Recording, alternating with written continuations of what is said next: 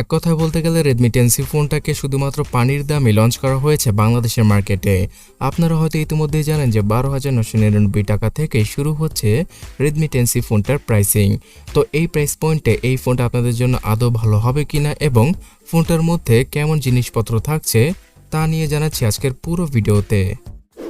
Redmi 10C ফোনটার display হিসেবে এবার কোনো ফুল এইচডি নয়, নটযুক্ত এইচডি রেজলিউশনের ডিসপ্লেকে ইউজ করা হয়েছে, যার সাইজ 6.71 ইঞ্চি। তো এই বিশাল আকৃতির ডিসপ্লেটা আপনার অথবা আমার কাছে পছন্দ হবে না, বিশেষ করে এখানে পিক্সেলের অনেক বেশি ঘাটতি দেখা যাবে। বাট অফলাইন মার্কেটকে টার্গেট করে Xiaomi এত বিশাল আকৃতির ডিসপ্লে দিয়েছে শুধুমাত্র এইচডি রেজলিউশনের সাথে। তাই যারা কিনা নর্মালি টেক সম্পর্কে কিছুটা কম জ্ঞান রাখেন তারা বড় আকৃতির ডিসপ্লে দেখেই এই ফোনটার প্রেমে পড়ে যাবে। আইপিএস এলসিডি এই প্যানেলটা ডে লাইটে ইউজ করার ক্ষেত্রে অতটাও কার্যকরী হবে না, বিশেষ করে রোদের আলোতে। তবে বাজেট অনুযায়ী এই ডিসপ্লেটার কালার কম্বিনেশন অথবা ভিউইং অ্যাঙ্গেল একদম মারাত্মক লেভেলের ছিল। কোনো নেগেটিভ সাইড পাওয়া যায় না Redmi 10C ফোনটাতে। সফটওয়্যার সেকশনে এই 2022 সালের মার্চ মাসে এসেও Xiaomi out of the box Android 11 K use করেছে। তার সাথে MIUI 13 এর স্ক্রিনটা তো থাকবেই। সো অ্যান্ড্রয়েড 12 কে ইউজ করলে অনেকটা বেটার হতো, বিকজ এই ফোনটা শুধুমাত্র 1 থেকে 2টা অপারেটিং সিস্টেমের আপডেট পাবে। তাই যদি এখানে অ্যান্ড্রয়েড 12 কে ইউজ করা হতো, অ্যান্ড্রয়েড 13 আর 14 এর আপডেটটা পাওয়ার সম্ভাবনা ছিল Redmi 10C অথবা Redmi 10 2022 সালের এডিশনের স্মার্টফোনটার।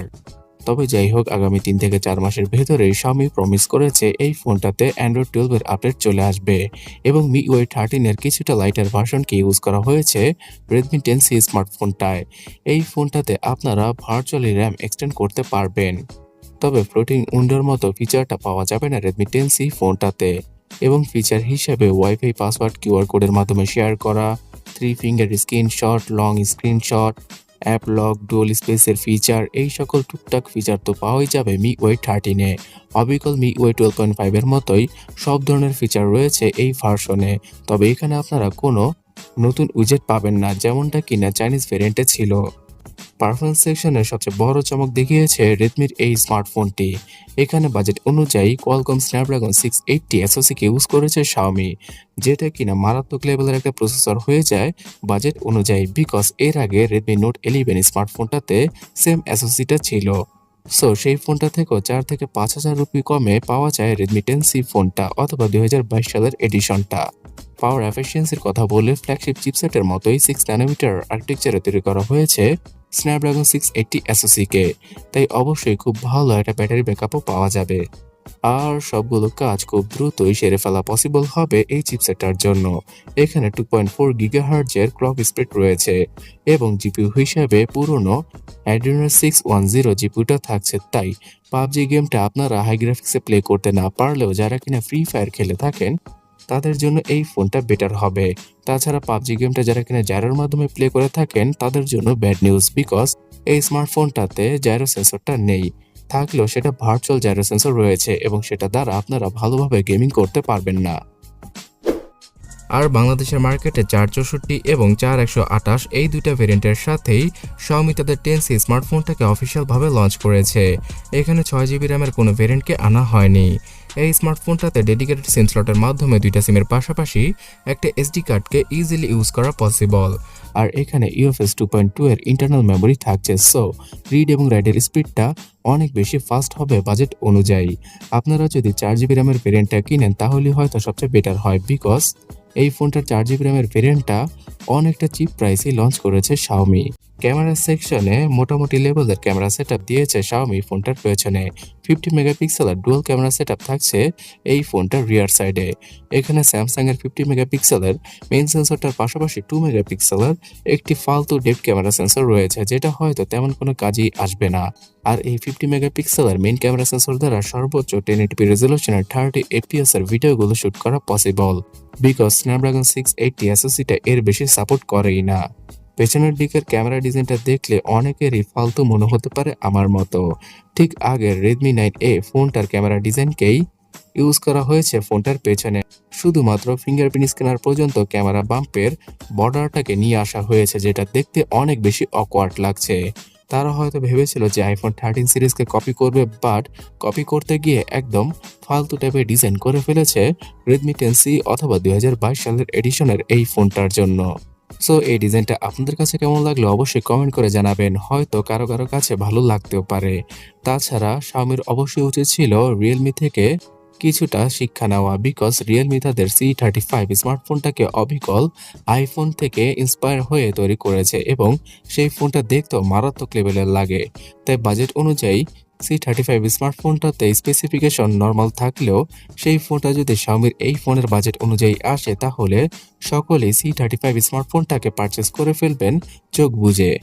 ক্যামেরা কোয়ালিটির কথা বলতে গেলে রিয়ার ক্যামেরা দ্বারা ঠিকঠাক পিকচার কোয়ালিটি পাওয়া গেলেও ফ্রন্ট ক্যামেরাটা একদম ফালতু টাইপের হবে, বিকজ এখানে শুধুমাত্র 5 মেগাপিক্সেলের সেলফি ক্যামেরাকে ইউজ করেছে Xiaomi, যেটা কিনা ভিডিও কলিং এ আপনাদের কাজে আসতেও পারে, বাট যখন কিনা সেলফি তুলবেন তখন অনেকটাই ডিটেলসের ঘাটতি পাওয়া যাবে। বিশেষ করে লো লাইটে এই সেলফি ক্যামেরা দ্বারা সেলফি তুললে আপনাকে তো চেনাই যাবে না। তবে ডে লাইটে আপনারা হাতটাকে শক্ত করে ধরে ঠিকঠাক কোয়ালিটির সেলফি তুলতে পারেন বাজেট অনুযায়ী, এবং সেলফি ক্যামেরা দ্বারা শুধুমাত্র 1080p রেজলিউশনের 30 fps এর ভিডিওগুলো শুট করা পসিবল। এই স্মার্টফোনটাতে নাইট মোডের ফিচারের পাশাপাশি স্লো মোশনের ফিচারও থাকছে। এছাড়া প্রো মোডের ফিচারটাও পাওয়া যাবে এই ফোনটার ক্যামেরা অ্যাপে।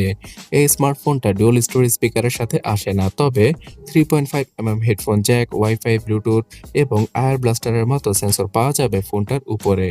সিকিউরিটি সেকশনে সফটওয়্যার বেস ফেস আনলকের পাশাপাশি রিয়ার মাউন্টেড ফিঙ্গারপ্রিন্ট স্ক্যানারকে ইউজ করা হয়েছে ফোনটায়। 5000 mAh এর ব্যাটারির পাশাপাশি 18 ওয়াটের চার্জিং স্পিডকে ইউজ করেছে Xiaomi এখানে। সো HD+ রেজলিউশনের ডিসপ্লে এবং 6 ন্যানোমিটারের চিপসেটটা থাকায় অনায়াসে 2 দিনের মতো ব্যাটারি ব্যাকআপ পাওয়া যাবে, আর টানা ইউজ করলে 7 থেকে 8 ঘন্টা স্ক্রিন অন টাইম পাওয়া পসিবল। খারাপ দিক বলতে গেলে HD+ রেজলিউশনের ডিসপ্লে, তার সাথে শুধুমাত্র 5 মেগাপিক্সেলের সেলফি ক্যামেরা। এছাড়া অন্যান্য সকল দিক দিয়ে Xiaomiর এই স্মার্টফোনটা 13,000 টাকা প্রাইস পয়েন্টে আমাদেরকে মারাত্মক কিছুই অফার করছে। সো বন্ধুরা, অবশেষে Redmi 10C ফোনটার ফুল প্রাইসিংটা আপনাদের জানিয়ে দিচ্ছি। ফোনটার 464 ভেরিয়েন্টটা পারচেস করতে হলে আপনাদের 12,999 টাকা এবং 4128GB ভেরিয়েন্টটা পারচেস করতে হলে 13,999 টাকা খরচ করতে হবে। সো বন্ধুরা, এট দ্য এন্ড আপনারা হয়তো বুঝতেই পেরেছেন যে Redmi 10C ফোনটার 464 ভেরিয়েন্টটাই 13,000 টাকা বাজেটে আপনাদের জন্য বেস্ট একটা স্মার্টফোন। তবে এখানে যদি 8 মেগাপিক্সেলের সেলফি ক্যামেরা তার সাথে ফুল HD+ রেজলিউশনের ডিসপ্লেটা থাকতো তাহলে আরও অনেকটা বেটার হতে পারত। তবে অ্যাজ এ বাজেট ডিভাইস এখানে কিছুটা কস্ট কাটিং করার চেষ্টা করেছে Xiaomi। না হলে আপনারা চিন্তা করে দেখুন যে Oppo F21 Pro এই স্মার্টফোনটাতেও স্ন্যাপড্রাগন 680 চিপসেট রয়েছে, যদিও কিনা F21 Pro স্মার্টফোনটার ডিসপ্লে এবং ক্যামেরা সেটআপ অনেকটাই বেটার Redmi 10C ফোনটা থেকে। তারপরও সেই ফোনটা 28,000 টাকা দিয়ে বাংলাদেশে অফিসিয়ালভাবে পাওয়া যায়। শুধুমাত্র সাকিব আল হাসান আর অফলাইনের অসচেতন কিছু ক্রেতাদের জন্যই Oppo F21 Pro স্মার্টফোনটাকে লঞ্চ করেছে। তো সেই ফোনটার তুলনায় Redmi 10C ফোনটা আসলেই 13,000 টাকা বাজেটে একটা ভ্যালু ফর মানির স্মার্টফোন। আর এই ফোনটার মানে Redmi 10C ফোনটার এখনো অবধি কোনো ইস্যু অথবা প্রবলেম সামনে আসেনি, বিকজ এই স্মার্টফোনটা অনেক আগেই ইন্ডিয়া সহ আরও বেশ কিছু কান্ট্রিতে লঞ্চ করেছিল Xiaomi। তো সেই দিক বিবেচনা করলে MIUI 13 এর সাথে Redmi 10C ফোনটা আপনারা বর্তমানে 10 থেকে 15,000 টাকা বাজেটে অনায়াসে পারচেস করতে পারেন।